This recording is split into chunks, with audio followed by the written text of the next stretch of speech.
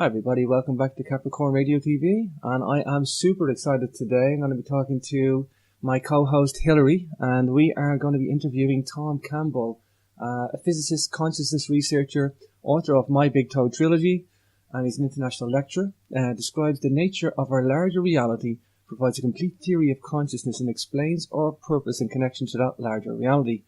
Along the way, Tom Campbell derives a fundamental science that directly answers the most pressing problems and paradoxes of modern physics. And without further ado, let's bring on Hillary first. Hi, Hillary. Well, great to see you again, Hillary. Hi, James. Hi, everybody. Thanks so much for joining us today. I'm looking forward to talking to Tom. Tom and I have worked together before on the Path series documentary. We were both in London back in 2010. And it's great to see you here again. Thanks so much for joining us. I can't wait to hear what you've been up to. Wow. Great to see you, first of all, Tom. Thank you for being on the show. I always love talking to a physicist, Tom. I did a degree in physics with astronomy, but I never used it. It's an academic degree, but it's just something I did to get out of engineering. But I just love physics. I could talk physics all day long. I mean, they always say that engineers create the world there is and physicists explain the world there is. But I like both, you know. I really do. But I mean, I couldn't do more than the physics degree. It's too much for me. But it's a heavy hitting subject, and it's something that people flock to, although they don't kind of understand a lot of the material at an academic level and the heavy hitting maths that goes with it. But people do flock to it because it really does explain the essence of everything. Yeah, well, that's what physics for. It explains how things work. It's the model of reality, if you will. That's what it does. We mathematically model reality. Tom, tell us a little bit about your background first before we'll get into the book, the Big Toe trilogy, of course. But tell us a bit about your physics background, what the branch of physics that you work in, and what you've made your career out of. Well, I did my thesis research in experimental nuclear physics. After graduate school, I took a job with, it was Army Technical Intelligence. So I left academia altogether and went out to work in what I call the real world as opposed to the academic world. And I've been in that real world ever since. So that makes me an applied physicist rather than a academic physicist or a research physicist. And applied physicists basically continue that idea of modeling reality, except we model things that industry, or in this case government, wants to understand better. It's a lot cheaper if you model something, model the physics behind something to see how things react or interact than it is to actually build things and test how they interact and react. To build things costs often hundreds of millions of dollars. To model it is a lot less expensive in a computer. So that's typically what physicists do when they work out in industry, is they model systems. And my specialty became modeling large, complex systems to see how they worked. How you could, maybe reverse engineering is what I did in technical intelligence, see how systems work, what their flaws were, how they could be beaten,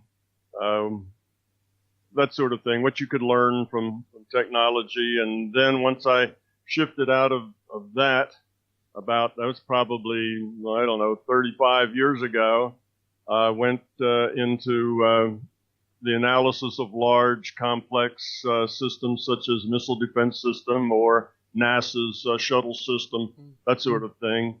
And again, looking for, should we say, looking for problems, potential problems. What could go wrong? And if it does go wrong, how do you deal with it? And then how do you fix it so it won't go wrong? So kind of the vulnerability analysis, one might say, or risk analysis would be another word for it. And when you have large complex systems, take the NASA system, for instance, there's tens of thousands of vendors making millions of pieces that all have to work together. And basically, once you get that a system that big, there isn't anybody that really understands how it works anymore as far as the details go. There's so many parts interacting with so many other parts that to understand what's actually happening at the detail level gets to be very difficult. So when they get that big, then you need to get it all programmed out into a computer so that you can do sensitivity analysis.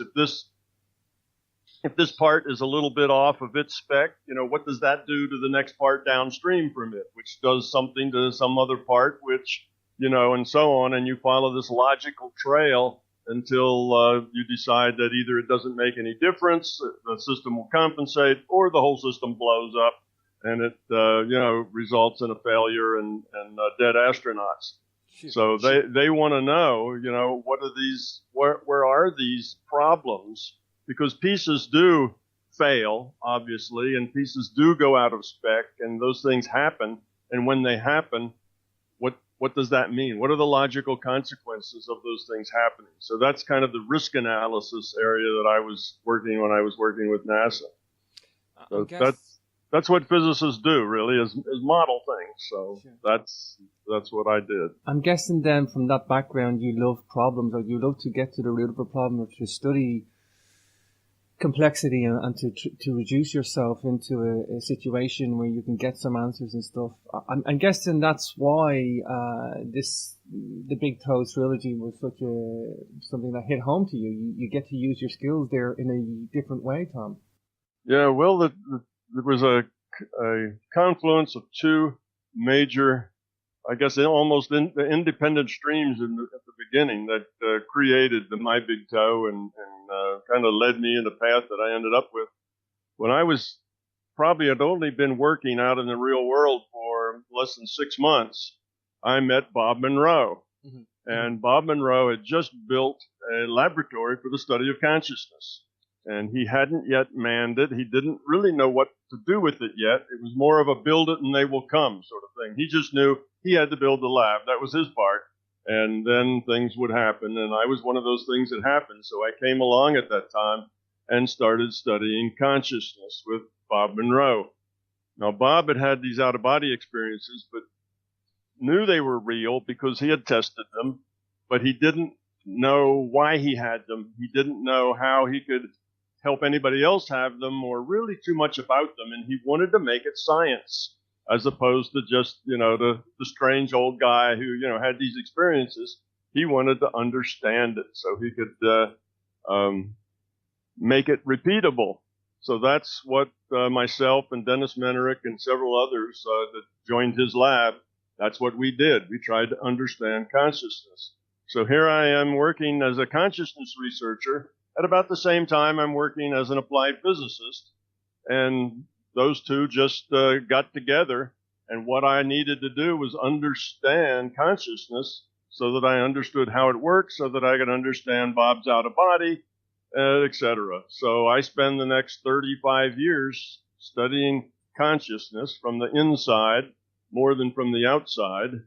And I end up thinking that I have some idea how the world works, so I write the books. That's kind of the causal chain. It got me where I am. Hillary, tell me how you guys hooked up on the documentary. Tell me how that happened. Oh, well, we were introduced to each other through the producers of the Path series documentary. And Tom and I did a couple Q&A cast member type premieres. We did one in upstate New York and we did one in London together. We had a good time. It was fun. It was a good project. Both April Hanna and Mike Habernig were great people to work with. And we were both in the series. Well, I think, Tom, you did a couple of the other volumes. They did 3 parts or 4 parts. And I was involved in the Life After Death one, where we talked about that spirit communication and being able to have that intuitive relationship with these sorts of things that we talk about.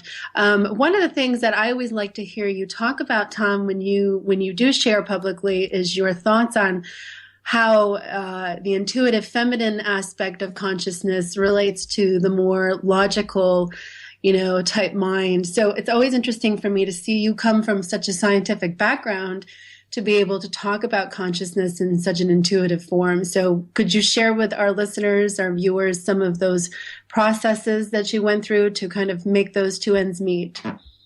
Oh, well, sure. I was probably a pretty hard case as far as learning how to use my right brain as opposed to my left brain. Left brain is a kind of the technical side of people. It's the logical process side, and the right brain is the intuitive side. And now I am extremely right-brained and extremely left-brained, both at the same time. And I think that they've kind of worked together. I'm more whole-brained, I guess.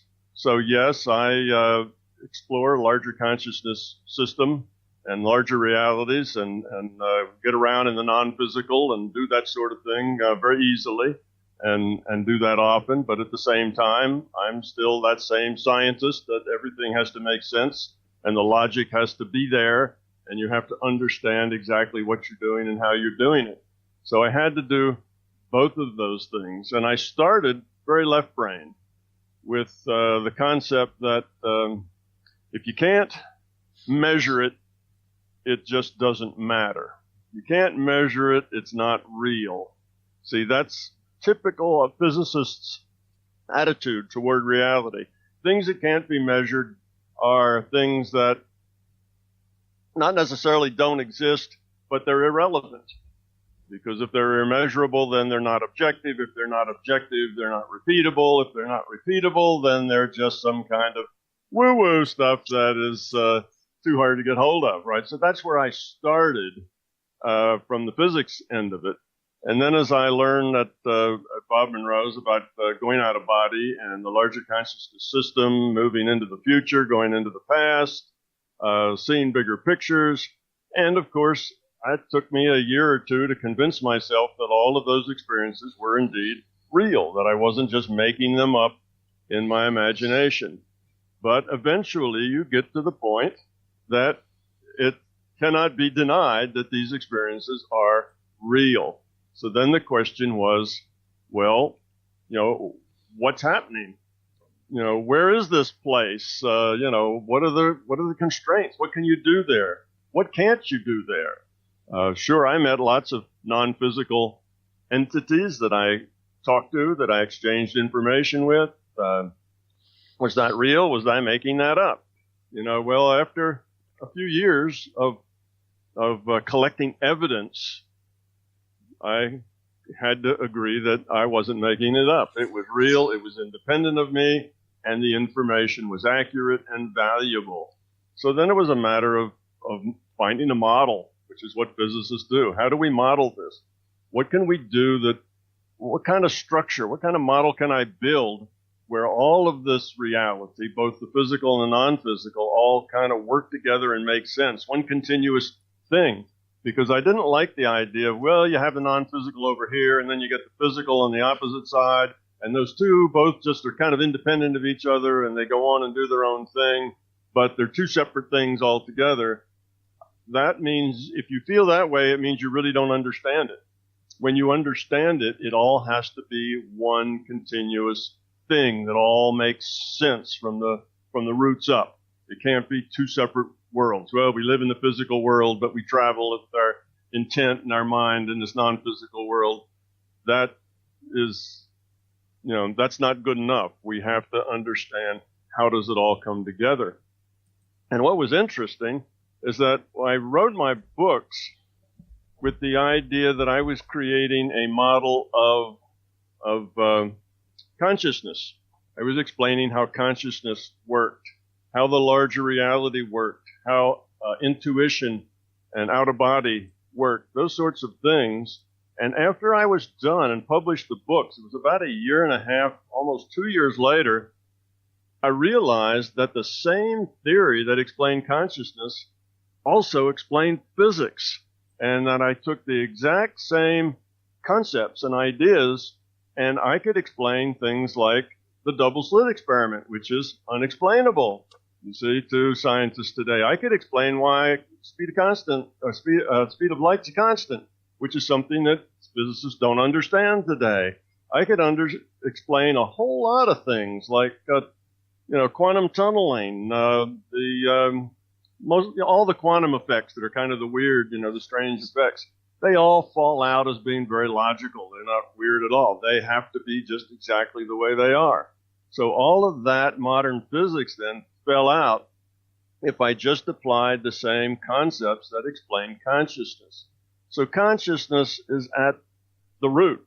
Consciousness is fundamental, and everything else is derived from consciousness. So that's kind of where I ended up. But I didn't really start out to do a better physics. But it turns out that once you understand how the whole thing works, you end up with better physics as well as better metaphysics. And you get a sense of what's happening. Now, again, this is just a model. You see, it's a model reality. We have to be careful to keep that in mind. This is a model. And Hillary, you mentioned the women's intuition side of it, and it brings up a little anecdote that I heard a lady who was a manager at Pear Labs talk about her experiences there. And one in particular was where they were using subjects that were male and subjects that were female to do the same sort of thing. And what they were doing was modifying random number distributions, which is sort of what Pear Labs did a lot. They would have a random number creator, made random numbers, and then they would get an individual, use their intent to make the average value of those random numbers move up a little bit or move down. So let's say the random numbers were between 0 and 1, then the average should be 0.5. Well, with an intent, you could make the average, 0.55 or 0.45 or something like that. Wow. And that shouldn't be able to happen, right? These random number generators, if you run them without the intent, you get, either you don't necessarily get 5.0, but you get 0.4999999 or 5.00001. You get something really, really close to the 5. Well, they were able to shift these probability distributions with their mind. And she was telling a story about how when they asked the men to make this shift, to use their intent to shift the random numbers, that they would say, okay, men, we want to shift the random numbers to a little higher value. So let's make it 0.51 or 0.501 or something that was statistically significant. And the men would always be able to do that, but only by just a very small amount. And then they asked the ladies to do that. They said, ladies, we're going to shift these random numbers, let's say shift them higher. And it turned out that half the ladies would shift them higher, the other half would shift them lower. You couldn't tell, they go equally on both sides, but the amount of distance that they were shifted was much, much greater, you see. And that's the reason, that's the difference between the left brain and the right brain focus. You see, what moves these distributions is intent at the being level. Now, there's a difference between a person's being level and their intellectual level. Okay, intellectual level is basically the left brain, the things that we know, the things that we, our logical processes, that sort of thing.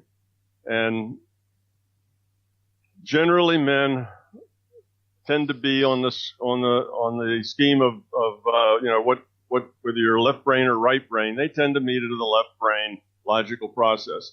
Women tend to be more to the right brain intuitive process. That's just kind of the way it is when you test people in the culture. Now, of course, there's men to the right, and there's women who are really good left brain people, but just in general, that's the way it breaks out between males and females. Only these ladies were using an intent from the being level. The being level is where you are at the core of you. It's the kind of your center, if you will, rather than at the intellectual level, you are kind of who you want to be, who you think you are, what's logical. It's more your image, you're being the way you think you should be, as opposed to being the way you are. So the ladies from the being level were having a much greater effect because their intent could more powerfully move these random number generators, but the men were always accurate in how they moved them, but couldn't move them very far. And that was just a telling experiment, if you will, scientific experiment that was done with great scientific protocol that shows you the difference between the intuitive right brain side and the left brain side, the logical process side. So yes, ladies do have a bit of a step up, a bit of an advantage in this right-brained intuitive connection, because that's just more natural for them to operate out of the being level and not so much out of the intellectual level. For instance, your emotions basically come out of the being level. Your emotions, you don't think about how I'm going to feel. You don't say, I'm going to feel happy about that, or I'm going to feel angry about that. That's not an intellectual process. Your emotions are just who you are. They come right out of the being level. When you dream, your dreams, the choices you make in your dreams come right out of the being level. You don't really intellectualize about what you're going to do in a dream. You just do it. So dreams are very therapeutic that way, because what you do in a dream is the way you are. The choices you make in the dream reality come straight from your core, not from your intellect. So that's just a little difference there. Yes, the ladies get there a little easier, but there's an upside and downside to both right brain and left brain. If you are right-brained, you intuitively know what the answers are. You intuitively connect to things, but you don't really understand why or how. And if you had to explain it to somebody exactly what you were doing and what it meant, you can't, because you don't have that into terms of logical process. If you're left brain, you understand exactly why you're doing what you're doing and all the piece parts in the process and why they go together like that, you see, but you don't have any connection to this larger, being level, intuition. So you really need to combine both of those so that you can explore that intuitive world, explore the world of non-physical, and at the same time apply right brain logical process to it. And that's kind of where I fell in, because I was a physicist who happened to end up working at Bob Monroe's laboratory to study consciousness. So I just, got a foot in both doors, and took me a long time to get those two processes working together. But it's a natural thing that happens. If you just let this intuitive side grow, it takes you where it needs to go. You don't have to direct that. The intellect doesn't direct it. It just goes where it goes. And eventually it takes that logical part with it. Wow. Tom, where are we at today in terms of consciousness studies? Set aside the Monroe Institute, just on pure science. Are we on grips with any of it? Is there anything fascinating that we're gonna get some answers pretty soon? I know there's a lot of independent research groups, and I think there's people out there thinking that consciousness studies is going to be revamped with psychedelics or hallucinogens. I don't think that's the answer. I think that maybe help with other sorts of healing, but I don't think that's going to give us insights into consciousness in a deep respect. But there are some scientific studies. But where are we at today in pure science, pure academia with consciousness studies? Okay. Well, if you go to academia, what you will find is that the researchers there are trying very, very hard to figure out how the brain creates consciousness, how you derive consciousness from the physical. That's because in their mind, what is fundamentally real is the physical, and that physical creates and derives everything else. Therefore, consciousness somehow has to have its roots in the physical. It's a physical process that creates it. And that's just wrong. That's 180 degrees away from the truth. Consciousness is fundamental, and the physical is not. So you're not going to derive consciousness from the physical. You're going to derive the physical from consciousness, because the logic flows in the other direction. So most all the research in consciousness going on in academia is entirely wrong-headed, and basically they've been spinning their wheels on that same subject for 50, 60 years and haven't gotten anywhere. There is no, now every once in a while, one of them will say, wow, I got a new idea. Let's see, it's quantum events in microtubules. That's the answer. And then, of course, nothing ever comes of that. You know, what happens in the scientific world is they found this, you know, there's this relationship that they found, and they believe that it means a lot more than it does. And that is, they know that in the world of science, they know that quantum mechanics and quantum mechanical events, quantum events, show non-locality. Okay, that means they're not stuck in this space and time. Okay, they are kind of beyond space and time. So they know that, and they know that consciousness isn't stuck in space and time. That shows non-locality, and they go, therefore consciousness must be a quantum event. All right. Well, that is not good science. It's not even good logic. That'd be saying like rockets fly and birds fly, therefore birds must be little rockets. You know, just because the two things have an attribute in common, like they both fly, doesn't mean that there's a causality, you know, at the root between those two things. That's just bad science. So, but it's the only thing they have, because they see that this consciousness, it's non-locality, it's not confined by space and time, and the only other thing that is like that is quantum events. So that's why they make that marriage, and they've been clinging to that because they don't have any other answers. Otherwise, they're just empty-handed, no theories, no ideas, nowhere to start.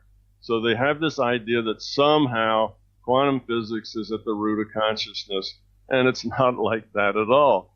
The reason you get the quantum physics events, non-local, is because this is a virtual reality, not a physical reality. It's computed, and it is our physical universe is a simulation that is probabilistic. And because it's probabilistic and computed, you get all this quantum weirdness because of that.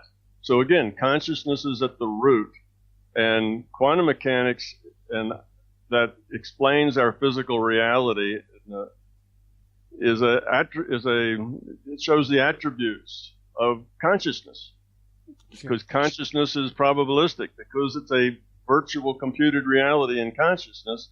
That's what the quantum effects, these strange quantum effects are happening because of that, not because of the other way around, that the strange quantum effects are somehow creating consciousness. See, again, that's trying to do the causality in the opposite direction. So it doesn't work. And that's why, though every once in a while you'll see one of these great big breakthroughs that somebody has a big idea, they never really go anywhere.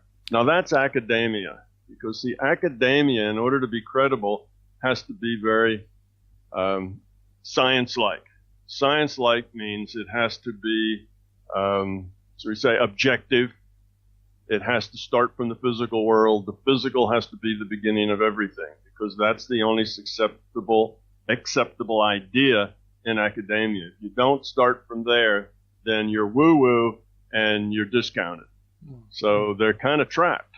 They're caught in a belief trap. You see, they've painted themselves into a corner with their beliefs about the nature of reality, and the corner they've painted themselves into doesn't contain the answers.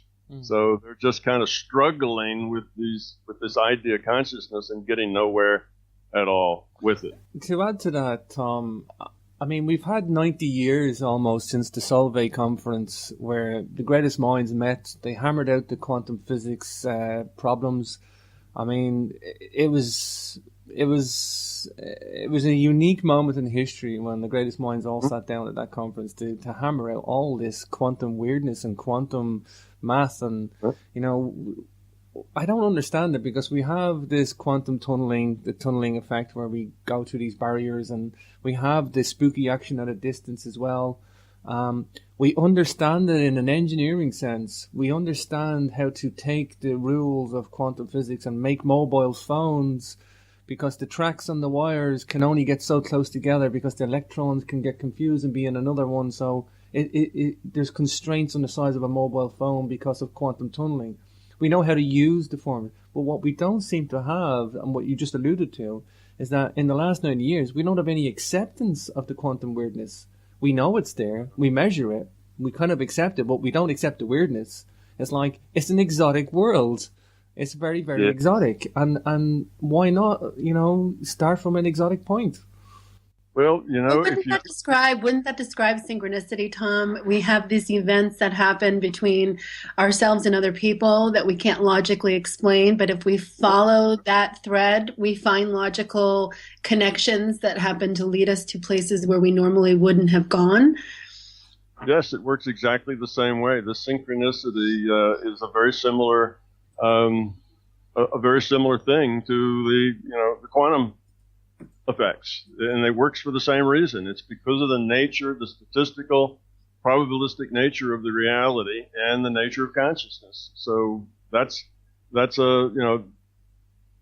logically derivable. The synchronicity kind of falls out of my theory as a kind of logical necessity. That's true. You go back to this conference you were talking about, and if you listen to the scientists back then, you'll find that they were really excited. I mean, this was like the beginning of a whole new era in physics. It's like we realized that this physical reality that we thought was fundamental is not. We realized that everything we thought about the way the world worked was wrong. Now, we don't know exactly what's right yet, but wow, we're just at the first steps of a new adventure to really understanding the world in a new way. And most of the quantum physicists that were the fathers of quantum physics, they were all very excited and very enthusiastic about where this might lead.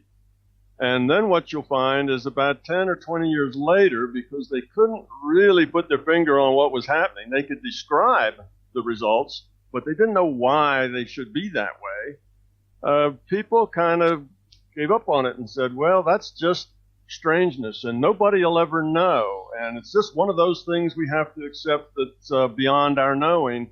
And pretty soon everybody gave up on the idea of a brave new world. Instead, we get to Feynman's famous quote of "shut up and calculate." In other words, don't ask me about how this works. Nobody knows, we'll never know, just shut up and calculate, and we can calculate the right answers. You see, like you say, we have tunnel diodes that are common parts in electronic gear, and they work because of tunneling, which is a quantum effect. So we use quantum effects. We know the math and can predict what works, and the math will show you, that it works this way given these assumptions. And the assumption is basically that particles aren't really particles; they're probability distributions. They're just a probability of being somewhere at some place at some time and acting in some way and interacting in some way. It's all probability. So if you realize that the world's just probability and not this solid, massive place we thought it was, then you can crunch the math and you can understand what's going on. But this idea that our world is probability just never felt good to the scientists that came after, and even the scientists that were there. They said that just doesn't make sense. So instead, we could go down this probability path, but instead we're going to go down the particle path. So they started to define everything and all interactions at that time in terms of particles. They could have gone the other way, but they didn't, because particles felt good. Particles felt, intuitive, like that's the physical stuff that we know. They're these little particles. And since then, they have been going down basically the wrong path. They've had a belief about the nature of reality, and it's called material reductionism, and that is that the fundamentals of reality are material, and they're all based on smaller and smaller pieces. And these small pieces kind of build up upon each other like Legos, and you take subatomic particles, and then you build atomic particles, which then build molecules, which then build the stuff that we experience in the macro world. And all of that basically is wrong. The world doesn't work that way. It's really a statistical world. So that's the problem. So for the last 90 years, we've been going in the wrong direction with a belief about the nature of reality that's blinded us to the true nature of reality. And it was a choice. It wasn't just that, the science led us there. Our choice was to go with particles rather than to go with the probability description, because the probability description just didn't make sense, didn't feel right, and the particles did. So it was that sense of the material world is at the root is what caused us to take that wrong turn. And we've been, like I say, painted into that corner ever since and can't seem to get out because the answer isn't there. I think you're right. And I liked what you said. We had a chance at a brave new world and we didn't seize it. And I bizarrely, that's the one thing that attracted me to physics. It's the one thing that attracted me was the philosophy surrounding the whole thing.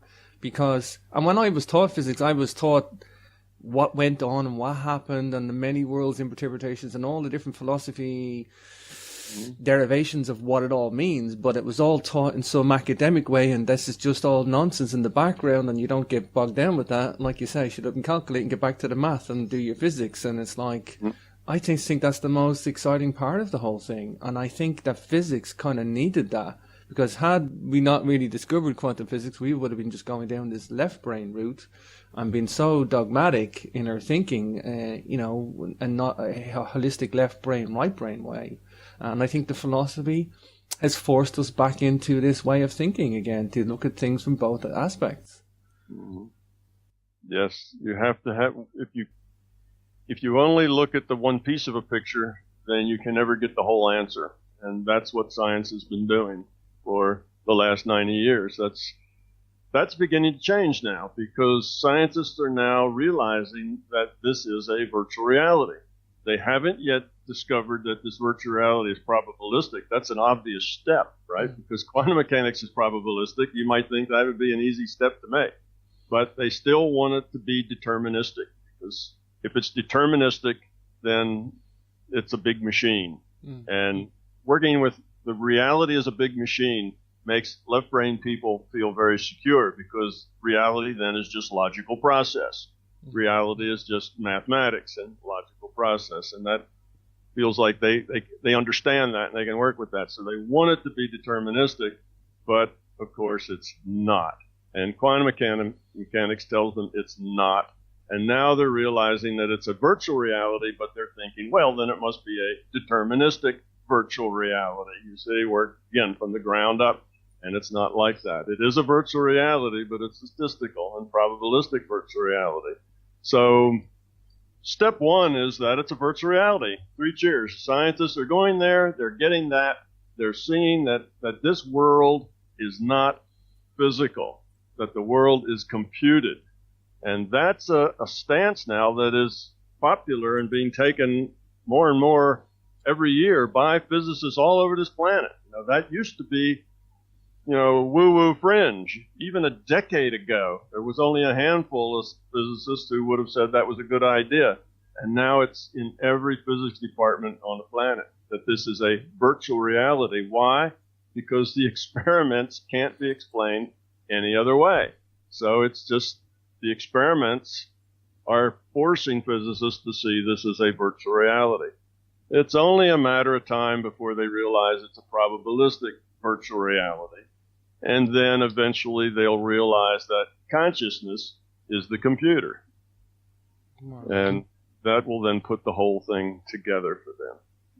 I have a question, Tom. When you talk about consciousness and psychic events, what do you tell people who don't necessarily come from a scientific background or understand the language that you describe it in? How would you describe physics and being psychic phenomena? Well, psychic phenomena, or we'll call it paranormal phenomena, are perfectly logical when you see it from a bigger picture. When you understand the science of reality, then there are no paranormal phenomena. They're just phenomena. The paranormal are normal. There's nothing para about them. Para means beyond normal.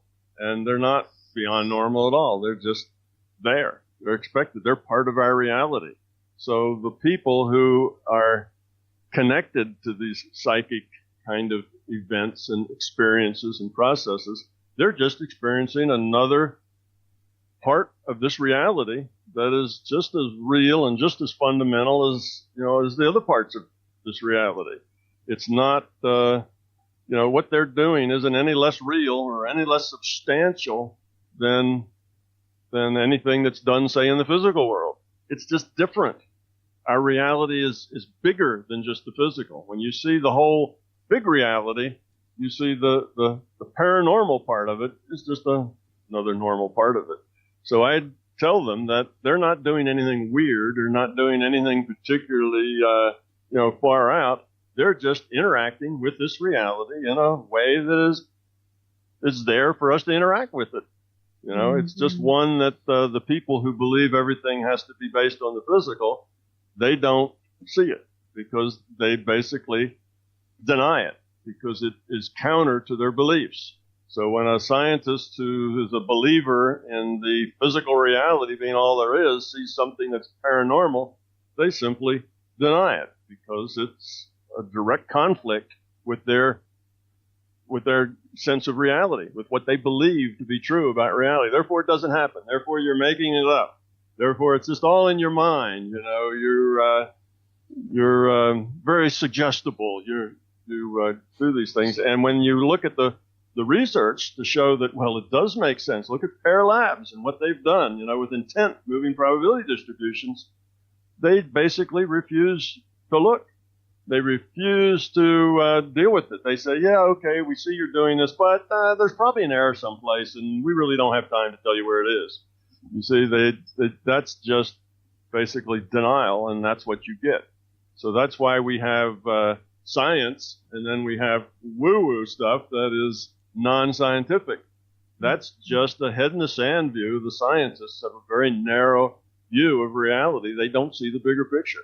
Otherwise, that paranormal stuff is not weird at all. It's just natural. It's just there, and people access it and use it and live in it and experience it and experiment with it just like they would live in and use and experience and experiment with the physical. It's just another dimension, if you will, for us to experience because we're not physical bodies. We're consciousness. We're individuated units of consciousness, and this physical body is our avatar in this virtual reality game, you see? So as consciousness, we live in a much bigger world than just this little virtual reality. That's like if you were playing World of Warcraft, you live in a much bigger world than the elf in your game of World of Warcraft. That elf is stuck in that little World of Warcraft world, and you're not because you're that elf's consciousness. Well, that's the way it is with us. We really are consciousness. We're not stuck in this little physical world. We can do a whole lot of other things with our consciousness, with our mind and our intent that's available to us. Could you speak a little bit about the non-physical entities that you were seeing when you were first experimenting with your consciousness studies?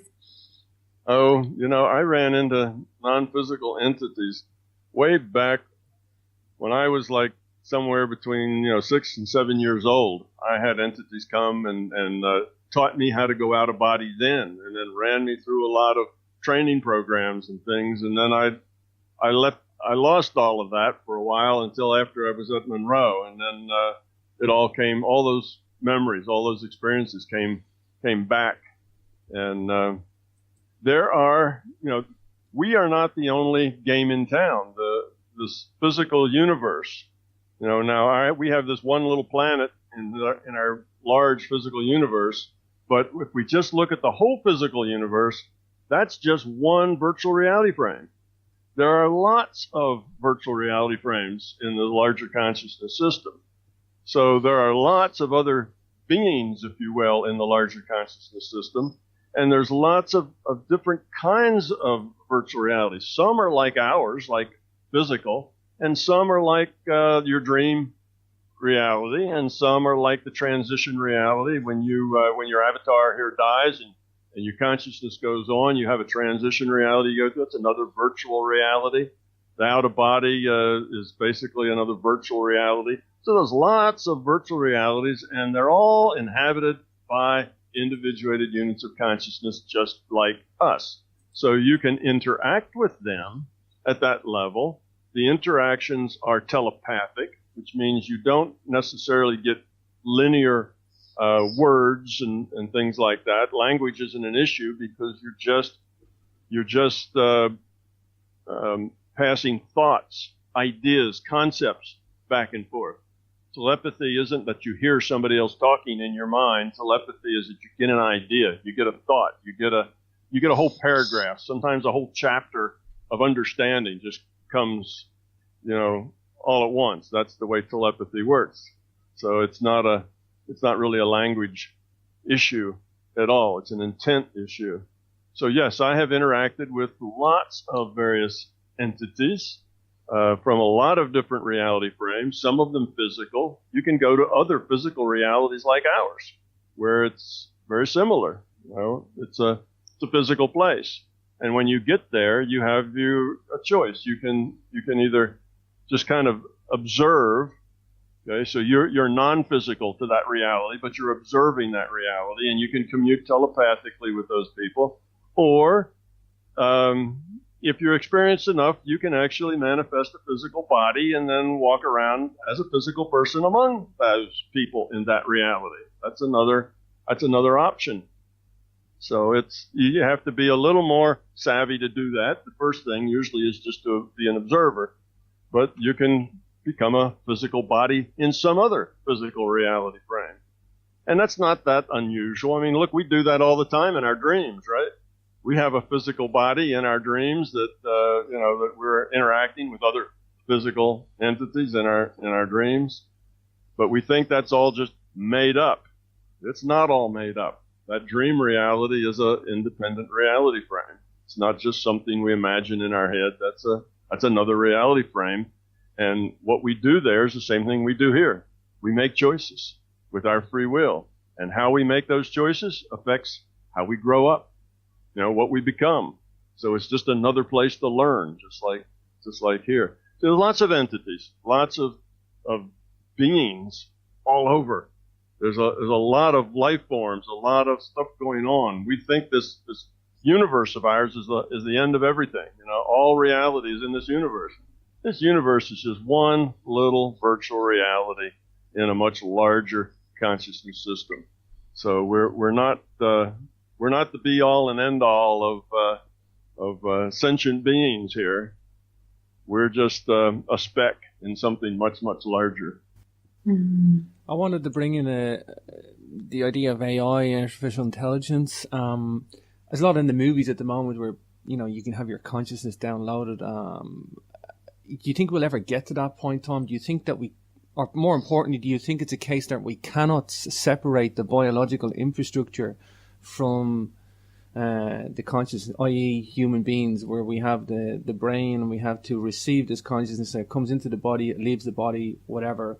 Do you think we'll be able to separate those two already, or it's just a natural thing that Those two are always separate. We don't live in the body. Your consciousness isn't something that lives in your body, and it doesn't live in your brain. That's just a metaphor. People say that because they're convinced that physical reality is fundamental, but it doesn't work that way.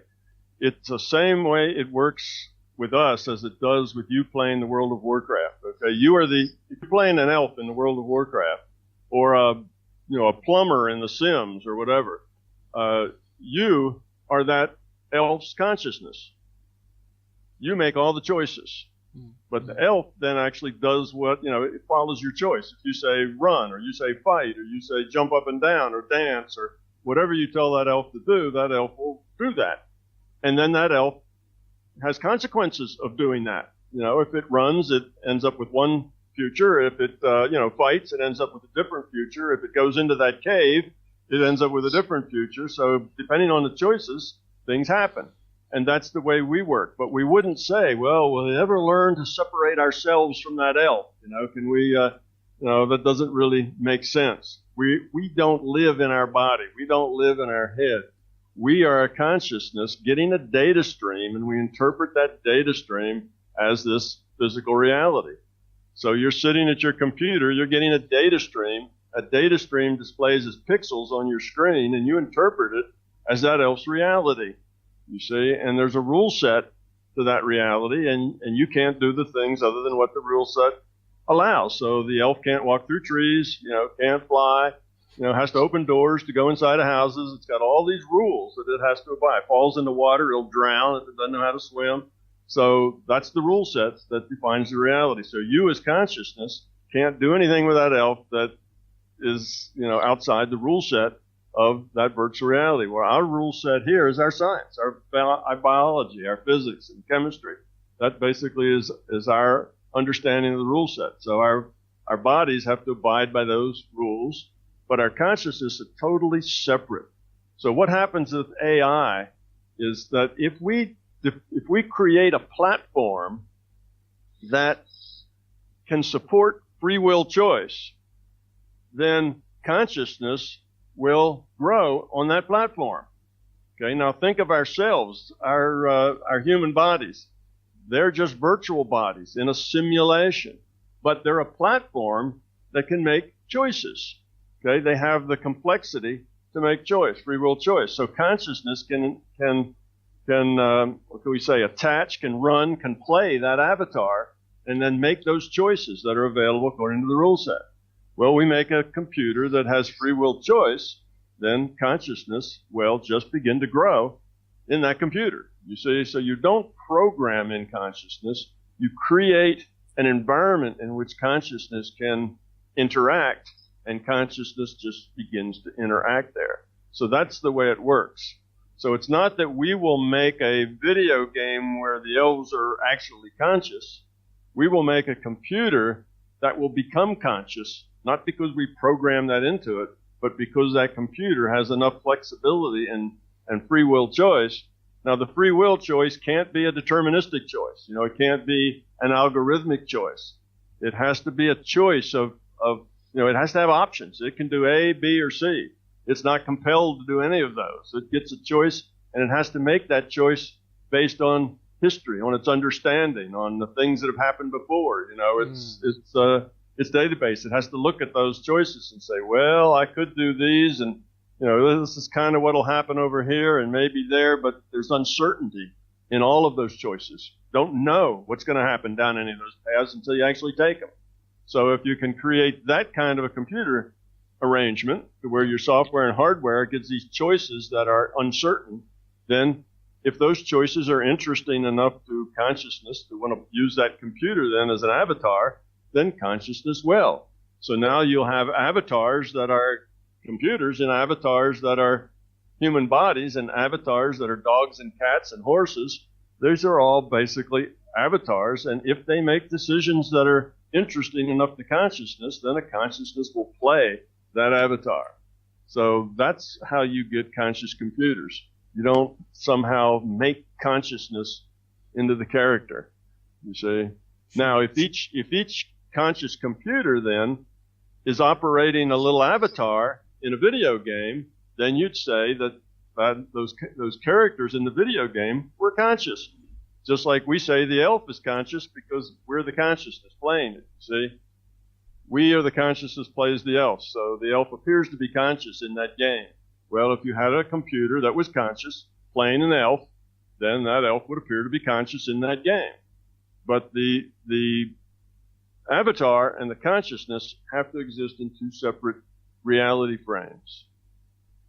Now, have I just gotten confusing? And not at all. Actually, it's so refreshing talking to you, Tom.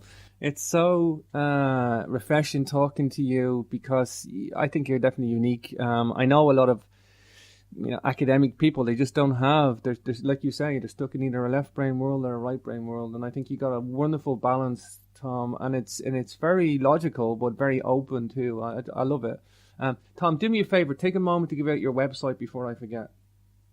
Okay, for anybody who's listening to this and totally mystified because I'm just talking about, I'm just making statements now because it takes hours and hours to actually do the derivations.